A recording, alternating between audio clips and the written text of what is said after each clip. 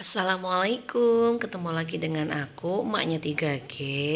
Nih aku mau masak nasi goreng ya teman-teman semua.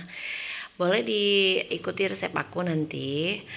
Dan sambil kita goreng nasi, kita belajar lagi dan aku akan berikan tips membuat suami setia itu yang tentang saat suami berpergian. Apa sih yang harus kita lakukan sebagai istri ketika suami sedang berpergian? Nah, kita mau bahas ya tipsnya. Yang pertama adalah hal-hal yang tidak boleh dilakukan ketika suami pergi ya. Agar suami selalu setia dengan kita harus mengikuti aturan-aturan ya yang tidak diperbolehkan sebagai istri itu. Nah, di sini hal-hal yang tidak boleh diperbolehkan istri ketika suami pergi.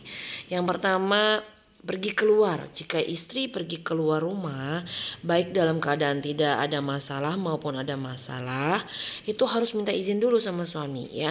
Walaupun kita lagi buru-buru mau pergi, tetap aja kita harus meninggalkan pesan seperti WA atau telepon ya.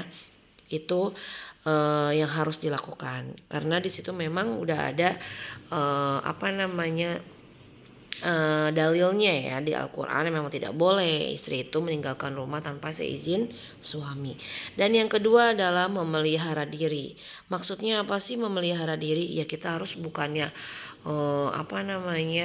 di rumah aja, tidak. Kita harus menjaga diri kita, menjaga kehormatan kita agar tidak boleh berhubungan dengan laki-laki lain ya.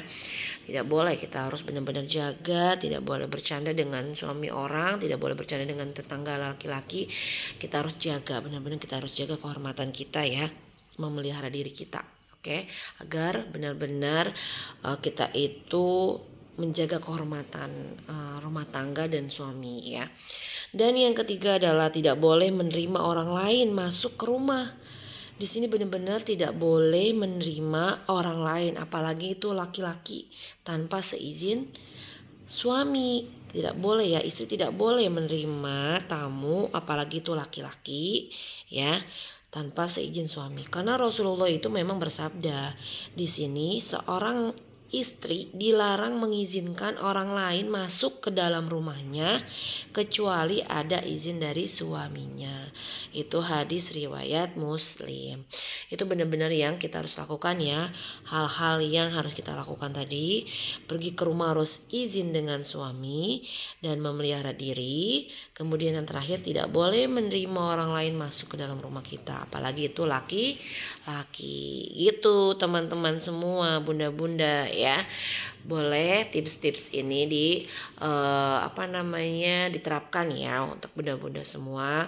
Kita sama-sama belajar, semoga bermanfaat ilmu yang aku berikan.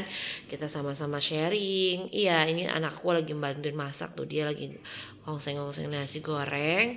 Terima kasih semuanya, semoga berkah selalu. Amin. Assalamualaikum.